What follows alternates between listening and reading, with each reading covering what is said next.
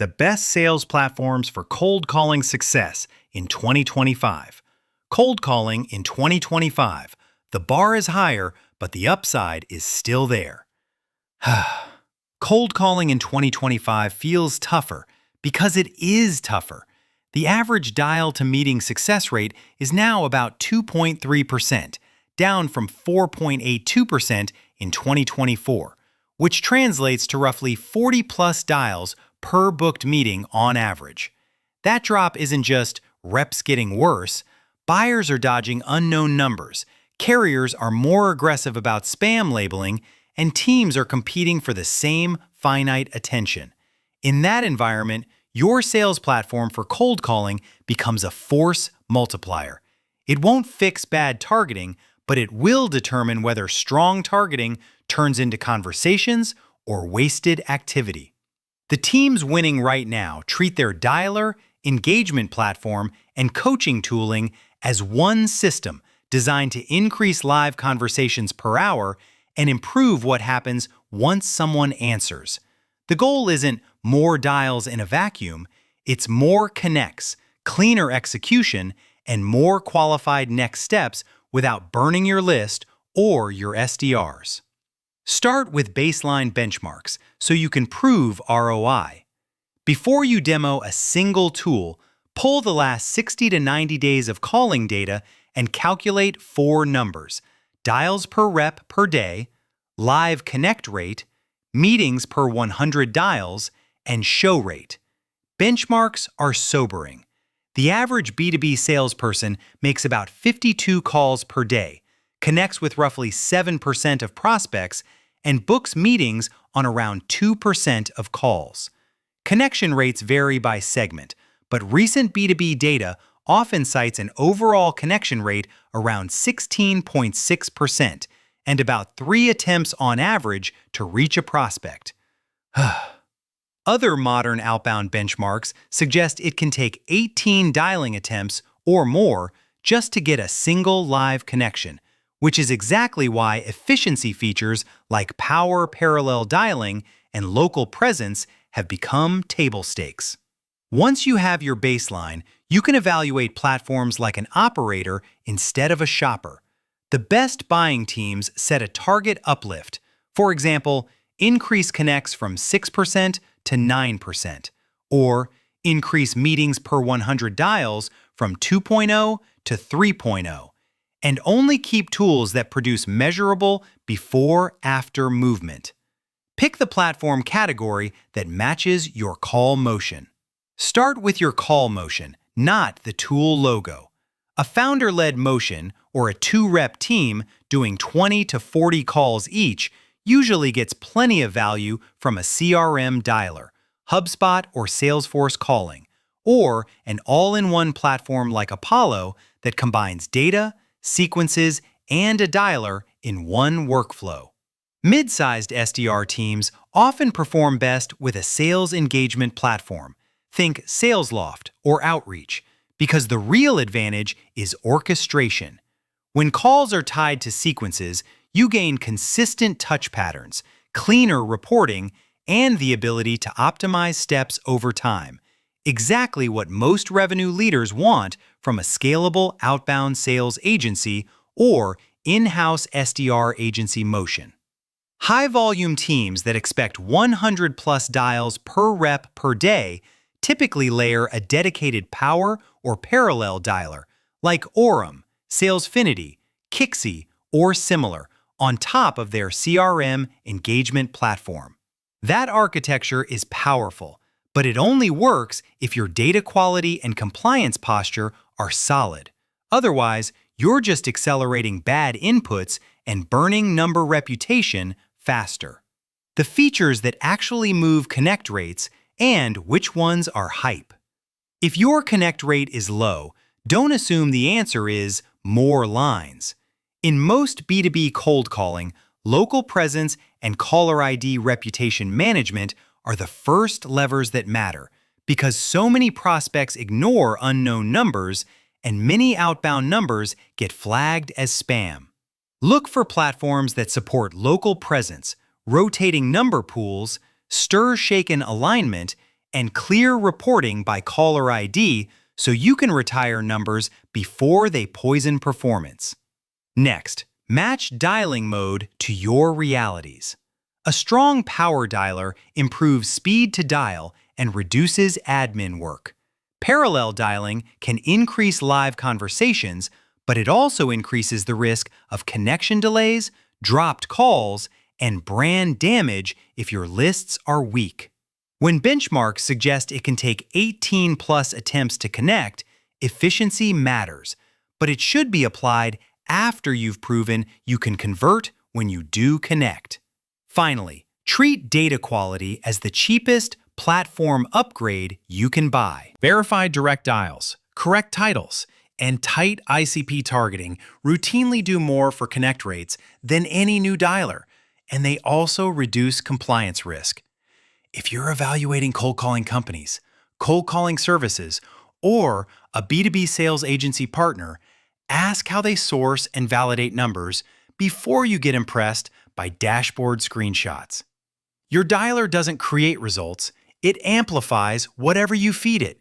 Data quality, caller ID reputation, and the discipline to coach what happens after hello. Design the stack for execution. Dialer plus sequences plus coaching. In 2025, the most reliable stack is simple. Keep calls inside sequences, log everything back to the CRM, and make coaching unavoidable. Tools are only valuable when reps use them every day, so prioritize speed, click paths, and workflow fit over niche features that look great in a demo and die in production. Call recording and conversation intelligence are worth it when managers actually review calls. Cognism's data suggests that once you get a live conversation, about 65.6% of cold call conversations can lead to a successful outcome when handled well. So the fastest way to grow meetings isn't only getting more answers, it's increasing the percentage of answered calls that turn into next steps. The practical cadence we recommend is weekly, time-boxed call reviews with specific KPIs, like improving connect to meeting from 5% to 8%, plus a minimum number of calls reviewed per rep. Training and coaching supported by recordings and AI insights can improve conversion rates by roughly 38%, but only if you operationalize it as a process instead of a feature you turned on. Common platform mistakes that quietly kill cold calling performance. The most common mistake we see is buying a parallel dialer before you've solved the fundamentals. Parallel dialers amplify whatever you feed them, so if your data is inaccurate or your caller IDs are already trending toward spam, you will simply annoy more prospects per hour and watch performance decay faster. The second mistake is ignoring caller ID reputation and local presence. Dialing at scale from a handful of generic numbers almost guarantees flagging, and the cost is invisible. Reps don't feel it as a clear error, they just see nobody answers. The fix is operational. Rotate numbers, monitor performance by caller ID, register where appropriate, and proactively retire any number that starts underperforming. The third mistake is letting reps free dial outside sequences and CRM workflows, then wondering why reporting is messy and forecasts are shaky. If calls aren't tied to structured tasks, you can't A/B test touch patterns, you can't attribute pipeline properly, and you can't coach the right behaviors. Standardization is what makes an outbound sales agency motion work at scale, whether you build it in-house or through sales outsourcing. Optimization in 2025, where AI helps and how to use it safely. AI is now mainstream in outbound, but the value is specific. Estimates suggest about 75% of B2B companies are expected to use AI for cold calling by 2025, mostly for conversation intelligence, coaching support, prioritization, and dialer optimization. not for turning cold calling into a set-it-and-forget-it robocall machine. On the dialing side, AI-powered parallel dialers can materially increase live conversations per hour when deployed responsibly. Some teams report performance like 150 dials per hour and up to 5.2 times more live conversations versus traditional single-line dialing. But those gains depend on disciplined list management, conservative line settings, and tight monitoring of connect to meeting, not just dials per hour. On the coaching side, AI should be your assistant, not your manager. Use it to surface moments worth reviewing, track talk-to-listen ratios, and flag objection patterns. Then have humans coach humans. This is also where a strong SDR agency playbook matters. It turns insights into repeatable behaviors across an outsourced sales team or an internal cold calling team. A practical 30-60-90 rollout plan, and when outsourcing is the better move. A clean rollout beats a rushed rollout. In the first 30 days, baseline your metrics, define your call motion, lock your ICP, and run small trials with real SDRs doing real call blocks. In days 31 to 60, run a focused pilot with 2 to 3 reps in one segment and keep a control group on the old setup so your before-after numbers are credible. In days 61 to 90, decide based on hard KPIs, dials per hour, connect rate, meetings per 100 dials, and show rate. If you're not seeing lift, the answer is usually adoption, list quality, or caller ID reputation, not buy another tool. This is also the point where many teams add adjacent channels like email and LinkedIn, because a coordinated approach often outperforms phone only. That's why many leaders evaluate a cold email agency or LinkedIn outreach services alongside their dialer decision.